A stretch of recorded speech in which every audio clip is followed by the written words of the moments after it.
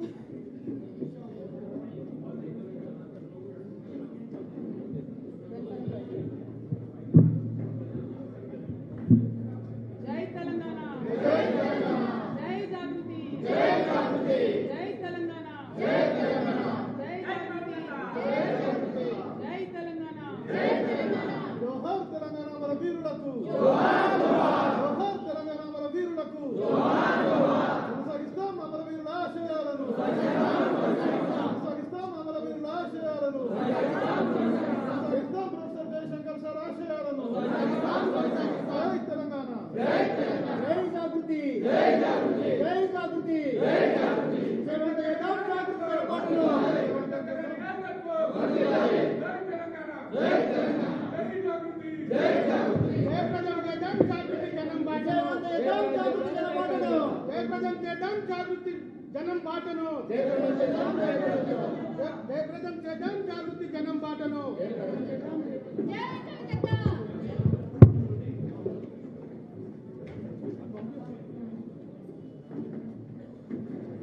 तेलंगाना एक अलग रियासत बना है, लेकिन तेलंगाना अभी समाजी तेलंगाना बनना है. इसके लिए एक अज़म लेके हम तेलंगाना जागृति से निकले हैं.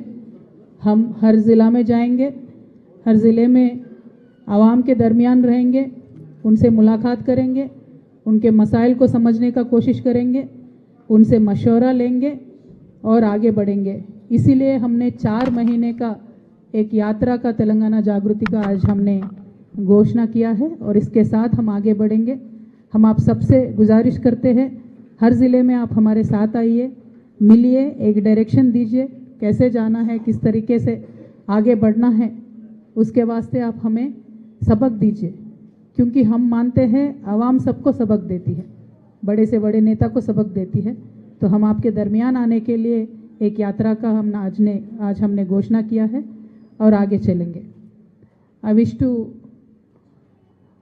inform everyone that Telangana Jagruti is taking up a 4-month long yatra which is called Jagruti Janam Bata. This is essentially a listening tour. We want to understand, we want to talk to people, listen to them. Rural Telangana has many intellectuals. We want to take their guidance, we want to take their support, we want to go to the people, not only sit in Hyderabad to plan for what Telangana needs, but we want to reach out to the rural Telangana, understand what Telangana needs. Especially I strongly believe that we have achieved geographical Telangana. We need to achieve Samajika Telangana, which will give equal opportunity to everybody, which will give social, economical, and political respect and freedom to everybody, especially to the youth and women of every cross section of Telangana. That will be our focus area. We will work on it. This will not only be a listening tour, this will be a tour where we will strengthen Telangana Jagruti as an organization. I should also inform all of you that when I started Telangana Jagruti, I did not use Honorable Shri KCR Garu's picture. But when I joined Telangana Rashtra Samiti in 2014 and contested as a member of parliament, I started using our leader's picture. Now that our ways are apart, now that unfortunately I've been suspended from the party and I'm trying to understand Telangana from the perspective of the people, want to get a fresh understanding of what is happening in rural Telangana. Because in 10 years of KCR's regime, Telangana was all right. There could have been some mishaps, but then it was largely going towards development. But in the last 2 years of Congress, everything is on a standstill.